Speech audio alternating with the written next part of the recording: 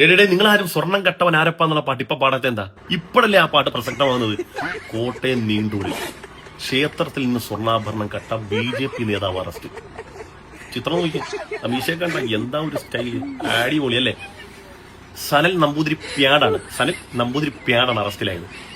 കേരളത്തിൽ ക്ഷേത്രങ്ങളുടെ സ്വത്തുവകൾ മുഴുവനും ഇടതുപക്ഷ ജിഹാദികൾ, അങ്ങനെ പറയാം, ഇടതുപക്ഷക്കാരെന്നല്ല, ഇടതുപക്ഷ ജിഹാദികളാണ് കൊള്ളയടിക്കുന്നത് പറഞ്ഞു നടന്നത്. അതുകൊണ്ട് ഈ നാടും ഇവിടുത്തെ ക്ഷേത്രങ്ങൾ സംരക്ഷിക്കപ്പെടാൻ വേണ്ടി ഞമ്മക്ക് വോട്ട് ചെയ്യണമെന്ന് നാട് മുഴുവനും ഈ വിഭാഗീയ ചിന്ത പറഞ്ഞു വോട്ട് പിടിക്കുന്ന ആളുകൾ, എന്നെ കേൾക്കുന്ന മനുഷ്യരോട് ഇതിപ്പോ ആരാ, ഏത് ജിഹാദിയാ, ഏത് ഇടതുപക്ഷക്കാരൻ വന്ന ഈ ക്ഷേത്രത്തിനെ മുതൽ കൊള്ളയടിച്ചത്?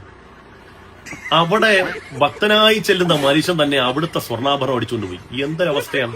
ഇപ്പോഴാണ് ഈ സ്വർണം കട്ടവൻ ആരപ്പാന്നുള്ള പാട്ട് പാടുന്നത് എന്ന് മാത്രമല്ല, ഇന്നലെ രാജ്നാഥ് സിംഗ് പറയുകയും ചെയ്തു, കേരളത്തിൽ ദൈവങ്ങളും മനുഷ്യന് സുരക്ഷിതരല്ല. Correct point.